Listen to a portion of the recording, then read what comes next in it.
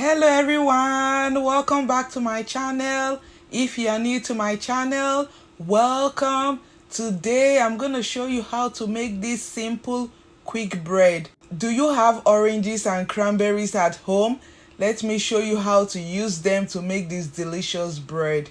I'm gonna be using dried cranberries because this is not cranberry season, but if it is cranberry season, feel free to use fresh cranberries.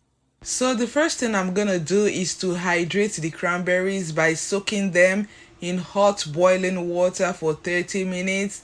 This is gonna help soften the cranberries quickly. So after 30 minutes, I'm gonna start by prepping the dry ingredients. So I'm using 2 cups of all-purpose flour. To that, I'm gonna add 1.5 teaspoons of baking powder, a 1/4 teaspoon of baking soda, a teaspoon of salt, and whisk everything together. It is very important to mix all the ingredients together because you don't want an uneven raisin bread. When everything is properly mixed, I'm also gonna sift the flour. This is gonna aerate the flour and eliminate every unwanted particles. See what I'm talking about? I'm gonna be using the zest of 1 orange. It is very important to zest your orange before squeezing out the juice because I'm also gonna be using the juice of the orange. So if this is your first time on my channel or you're a returning viewer and you're not yet subscribed to my channel, please subscribe to my channel by clicking on the subscribe button and on the notification bell so that you can get an alert whenever I post a video. Like and share the video. Thank you and God bless you. So when I'm done zesting the orange, I'm gonna squeeze out the juice of 2 to 3 oranges to get 3/4 cup of orange juice. If you don't have fresh oranges at home, you can also use orange juice. I know orange is very easy to find. All season you can find orange, but in case you cannot lay your hands on fresh oranges, you can use orange juice.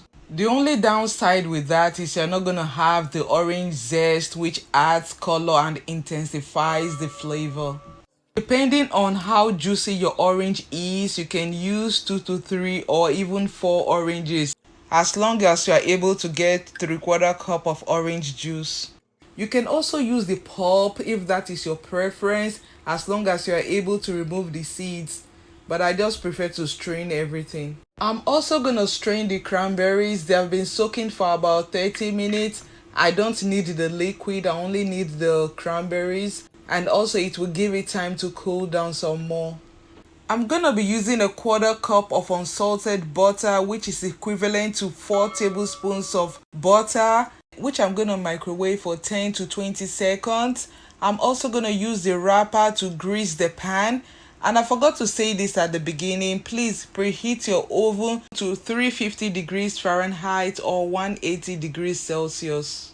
Time to mix the wet ingredients together in a bowl. Add a cup of granulated sugar, the melted butter, 1 large room temperature egg. I'm gonna crack and whisk it before I add it to the other ingredients. Then I'll mix everything to combine. Let me use this opportunity to send a very special shout out to all those that have subscribed. You guys are the best. I love you. Thank you and God bless you. And don't forget to check out my website and follow me on other social media platforms. Thank you. When it is properly mixed, I'm gonna add a teaspoon of vanilla extract and the orange zest. This orange zest intensifies the orange flavor. If possible, try not to skip it. Then add the orange juice and mix to combine. I like to think that cranberry bread is a festive bread because it is mostly made during the festive period when cranberry is in abundance. When that is done, add the wet ingredients to the dry ingredients and mix to combine. You don't have to mix it for too long. It is bread, but we're not trying to create gluten, so you don't have to beat it vigorously. Just mix it until it is properly combined. So I'm gonna add the cranberries and fold it in with a spatula. The longest time you're gonna spend on making this bread is the prepping time and the baking time. If not, the mixing takes no time. When I'm done, I'm gonna pour the batter into the greased pan and bake it for about 50 to 55 minutes or sometimes 60 minutes. Depending on the temperature of your oven, you can bake it between 50 to 60 minutes. After the first 50 minutes, check it with a toothpick. If it comes out clean, take it out. But if it is not, bake it 5 more minutes. And if it's not after that 5 minutes, bake it another 5 more minutes. 50 minutes later, it is ready. I'm gonna check with a skewer. You could check with the toothpick. It came out clean. It is done. So I'm just gonna let it sit there for about 5 to 10 minutes, then take it out to continue to cool down. So this is 2 days later. I like to let it sit for 1 or 2 days. That is when it is tastier, even with pound cake and other bread. I will just wrap it up and let it sit for at least 1 or 2 days. So let us cut into it and see what we made. It is still very moist, very delicious. In short, the day I baked it, the smell engulfed the house. See, just give it a try and please come and tell me your experience if you think I'm exaggerating. Look at it. The fruits are evenly distributed.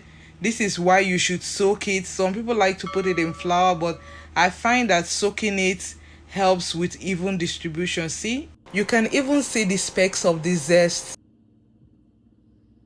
Very beautiful and very delicious.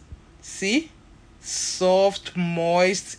2 days later, can you imagine? It's still very moist. See, soft and extremely delicious. Banana bread has nothing on this. It is sweet, citrusy, and a little bit of tang from the cranberry.